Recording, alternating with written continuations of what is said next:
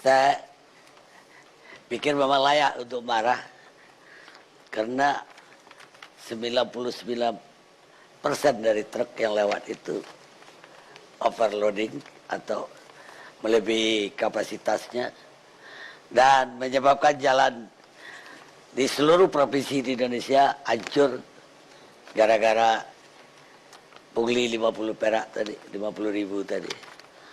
50.000 tapi kalau dijumlah ya jadi banyak juga. Silakan Pak Ganjar Pranowo, apa yang terjadi di daerah Bapak? Sebenarnya kami mendapat aduan dari masyarakat. Saya buka satu kanal untuk komplain. Ada SMS, ada call center, ada sosial media, ada berbasis website. Semua saya sebar. Itu masukan masyarakat.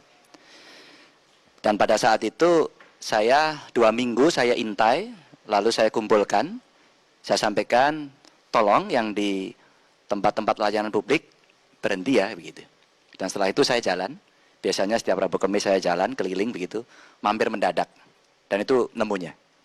Itu nemu kira-kira saya baru belum 1 tahun jadi gubernur. Dan hari ini tahun ketiga, 4 hari sebelum Pak Presiden ke Kementerian Perhubungan, kita menemukan di Samsat yang kedua tadi. Cek fisik, bayar 50.000. Saya tidak menghitung berikutnya, tapi saya tanya dinas pendapatan saya, sehari ada berapa? 7.800, silakan dikalikan. Per hari. Lalu saya telepon Kapolda, karena ini pelakunya dari kepolisian, pagi harinya Dirlantas mengeluarkan perintah, hari kedua setelah itu, semua dari Samsat yang di Jawa Tengah sudah menggunakan seragam, tidak ada pungutan, saya cek melalui sosial media.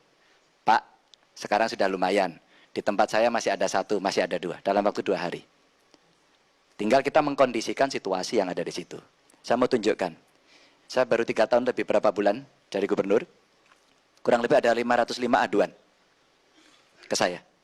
Itu media yang saya pakai, satu Twitter, yang kedua berbasis website di Laporgub di jatengprof.co.id, lalu ada SMS Center, ada Facebook, ada Instagram.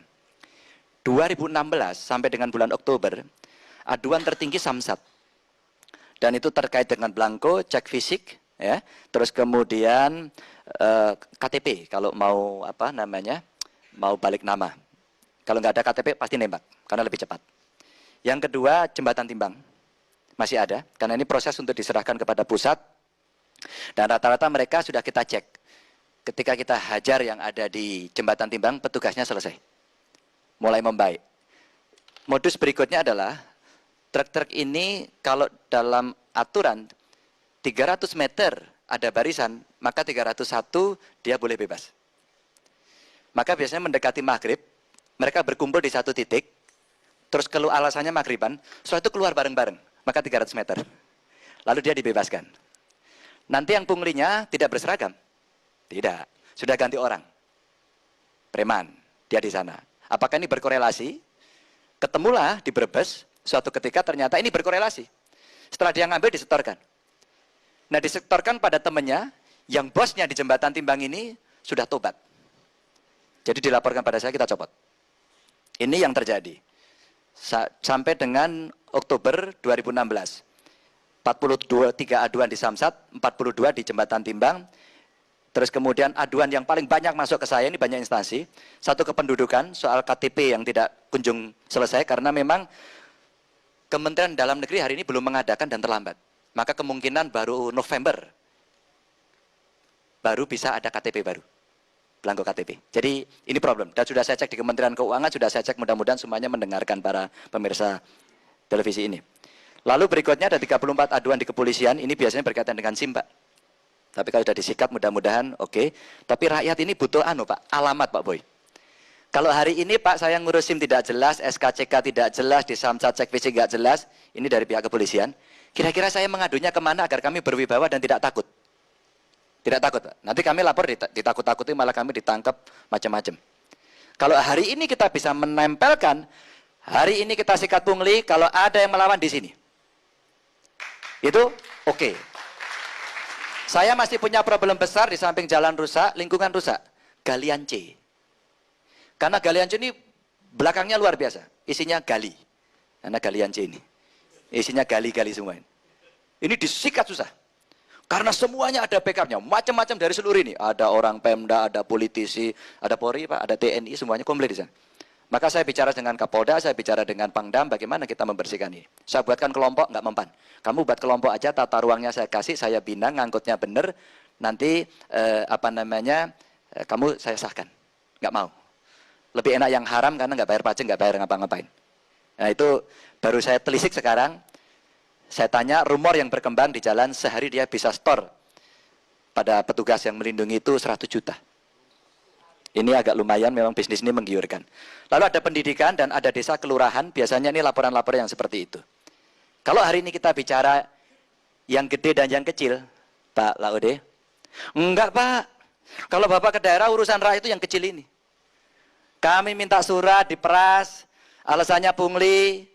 Tadi pagi saya talkshow. Ada pungli yang baik hati di desa. Pak, saya minta surat berapa? Karena saya nggak enak, Pak. Saya kasih 50.000. Dia bilang, jangan banyak-banyak, Bu, 10.000 aja. Ini punglinya baik hati. Ini realitas yang tiap hari saya pantau di sini. Pak, ini saya nggak ditanya-tanya sama Bang Karni ini. Dari tadi 2 jam saya. Saya coba jawab Twitter saya. Pak, mumpung Pak Ganjar di ILC, tolong sampaikan, Pak. KTP ada pungli, kita ngurus tanah ada pungli, minta surat ada pungli, semua keluar di sini. Termasuk tadi ada yang kapal menyampaikan dari Tegal, apakah kalau saya lapor Pak Ganjar bisa diterima langsung? Saya terima langsung, kita bereskan, kita sikat dari Jawa Tengah. Saya bilang begitu. Problemnya sekarang adalah ketika polisi sudah membuka diri, Pak Boy, terima kasih Pak. Masyarakat tidak takut, polisi sudah berani. Kalau enggak tak omongin sama pimpinannya. Nah pertanyaannya, address untuk ngomonginnya kemana? Kalau ada nomor telepon yang bisa dibagi, luar biasa. Pak Boy tadi saya sampaikan, Pak ini perkembangan Jawa Tengah di Samsat Selasa Sikat. Apa yang menarik? Respon polisi, dia membuat posko anti pungli di Kabupaten Banjarnegara. Terbuka di pinggir jalan. Nah sekarang kita mesti ngetes. Maka civil society mesti membackup ini. Mesti membackup ini. Kalau ini bisa kita backup, maka yang terjadi adalah kenyamanan masyarakat untuk mau melapor. Nah sekarang, aparat nggak boleh capek. Petugas nggak boleh capek. Birokrat nggak boleh capek, nggak boleh manja. Nggak boleh manja. Suka tidak suka, pejabat harus melayani langsung. Di Pemprov Jawa Tengah, semua saya minta semua buka akun Twitter, 1 kali 24 jam nggak jawab, kursimu hilang. Saya pastikan kursimu hilang, tak pecat, tak copot. Ternyata, Bang, semua melakukan. Kepala dinasnya sendiri turun tangan. Ini yang kemudian bisa kita dorong untuk melakukan itu. Bahwa kita butuh waktu, iya. Bahwa kita butuh waktu, iya. Kita mencoba mencegah, saya ajak KPK, 17 kepala daerah kemarin dilantik, saya ajak ke KPK. Sekolah, oke. DPRD saya ajak, oke. Tapi habis 2 minggu dilantik, di Kebumen OTT. Ya, kita mau ngomong apa? Maka saya yang kemarin bicara sama Pak Presiden, izin Pak Menpan sudah di sini. Tolong kasih kami rebues untuk gampang memecat PNS. Kalau kami tidak dikasih itu, Pak, itu kami punya Satpol PP, calo CPNS, sudah pernah dipenjara, masih jadi PNS, dan sekarang minta calo lagi. Dan saya tidak bisa pecat. Cari orang itu, pecat besok, kasih ke saya. Saya tanda tangani, tidak dengan hormat. Yang masuk ke kami, analisisnya adalah, tidak bisa Bapak, ini harus diberhentikan dengan hormat. Enggak mau saya tanda tangani. Tadi saya bisi-bisi waktu off air tadi. Pak, kalau yang begini Pak, nggak ada revolusi mental Pak. Yang ada revolusinya mental. Nggak jadi revolusi. Kami butuh senjata untuk itu. Maka kejadian di Jawa Tengah, kemudian ini menjadi trigger. Ini momentum. Silakan masyarakat datang, silakan masyarakat terlibat, silakan berani. Talkshow tadi pagi, tema saya di Semarang juga pungli. Apa kira-kira gerakan Pak Ganjar? Ini kan banyak sekarang eranya virtual, eranya digital, eranya sosmed-sosmedan. Saya ajak kepada warga, para pendengar radio, nah hari ini kita ajak, para pendengar, penonton ILC, ayo kita berburu pungli seperti berburu Pokemon. Gunakan handphone Anda, rekam, upload. Upload. Kita akan berpartisipasi. Mau kontak saya lewat @ganjarpranowo saja, pasti saya balas. Maka kalau kelihatan wajahnya, kelihatan orangnya, kelihatan kejadiannya, dan di situ GPS-nya juga kelihatan, waktunya kelihatan, hari itu kita terbantu oleh masyarakat. Memimpikan dari pemimpin membuat sistem itu kemudian lusa terjadi, nggak bisa. Kita nggak bisa omong kosong sekarang. Sekarang butuh komitmen semuanya, kita berjalan bersama-sama, penegak hukum sudah, kita melaksanakan, masyarakat berkontribusi, kita royok. Kalau enggak, ya dibuat kejutan. kejutan yang saya lihat di YouTube saja, mohon maaf, masyarakat sudah berani melawan polisi. Direkam, ditonton, dilihatkan sama orang gitu kan, nanti Anda saya laporkan.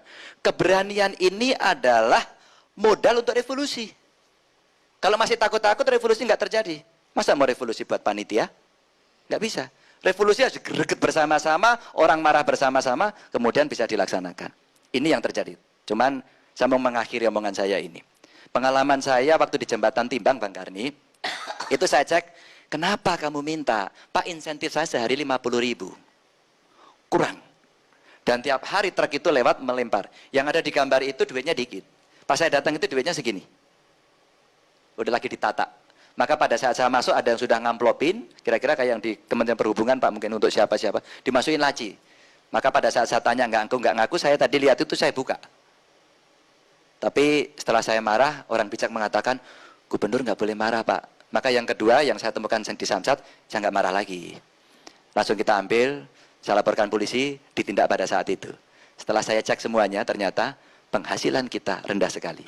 Maka saya keluarkan aturan, saya kasih tunjangan tambahan penghasilan kepada mereka, dan hari ini hentikan setoran pada pimpinan, nggak perlu kamu mikir pimpinanmu, sekarang kerjakan dengan baik tugasmu, layani dengan 3 rumus saja, mudah, murah, cepat.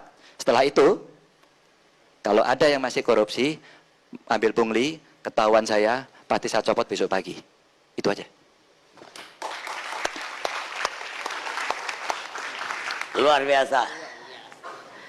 Gubernur Jawa Tengah. Patasan rambutnya semakin putih.